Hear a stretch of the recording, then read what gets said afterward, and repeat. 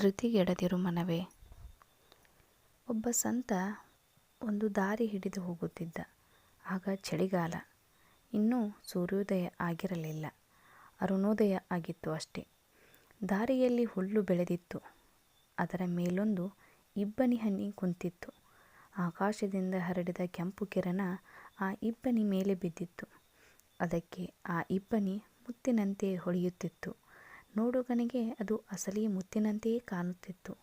ಆಗ ಗಾಳಿ ಬೀಸಿತು. ಇಬ್ಬನಿ ಹನಿ ಮಣ್ಣಿಗೆ ಬಿದ್ದು ಮಣ್ಣಾಗಿ ಹೋಯಿತು.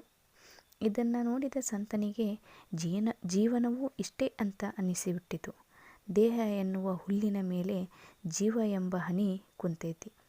ಯಾವಾಗ ಕಾಲನೆಂಬ ಗಾಳಿ ಬೀಸುತ್ತದೆ ಆಗ ಜೀವ ಕೆಳಗೆ ಬೀಳುತ್ತದೆ.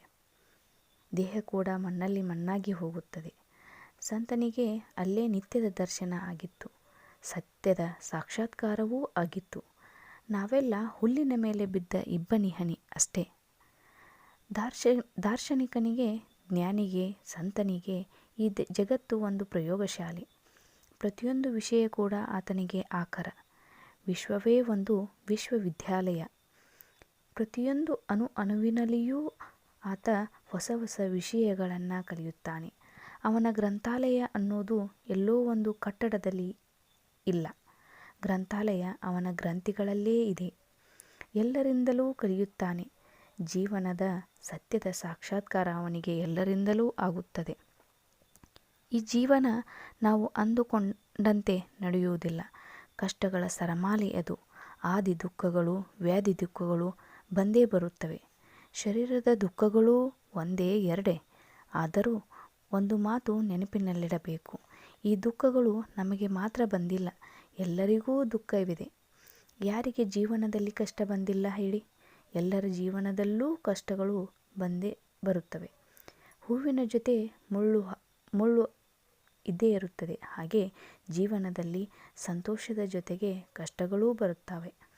ಅದಕ್ಕೆ ನಾವು ಮಾಡುವುದು ಇಷ್ಟೇ. ಹೂವನ್ನು ಅರಿಯುವುದು, ಮುಳ್ಳನ್ನು ಮರೆಯುವುದು. ಅದೇ ಜೀವನದ ಸಾಕ್ಷಾತ್ಕಾರ.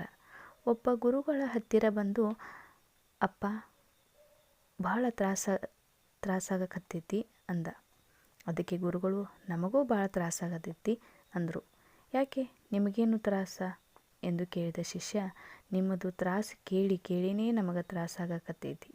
ಒಬ್ಬರ ಇಬ್ಬರ ಬಂದವರೆಲ್ಲ ಬರೀ ತ್ರಾಸು ಹೇಳ್ತಾರೆ.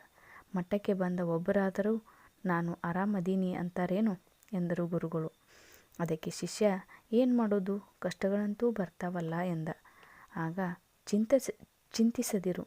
ಸುಖ ದುಃಖಗಳೆರಡೂ ನಿಂತು ನೀನು ನಿಂತ ಜಾಗನೇ ಸುಖ ದುಃಖಗಳ ಮಿಶ್ರಣ.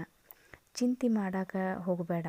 ಮತ್ತು ನನಗೆ ಮಾತ್ರ ಕಷ್ಟ ಬಂದದ ಅನ್ಕೋಬೇಡ. ಯಾರಿಗೆ ಕಷ್ಟ ಬಂದಿಲ್ಲ? ಶ್ರೀರಾಮ ಕಷ್ಟ ಬಂದಿಲ್ಲೇನು? ಹರಿಶ್ಚಂದ್ರನಿಗೆ ಬಂದಿಲ್ಲೇನು? ಅವರಿಗೆ ಬಂದಷ್ಟು ಕಷ್ಟ ನಮಗೆ ಬಂದಾವೇನು? ಸುತ್ತಲೂ ಒಮ್ಮೆ ನೋಡು ಅಂದರು ಗುರುಗಳು. ಅದಕ್ಕಾಗಿ ಧೃತಿಗೆಡಬೇಡ ಮನವೇ. ಓ ಮನವೇ, ಧೃತಿಗೆಡಬೇಡ.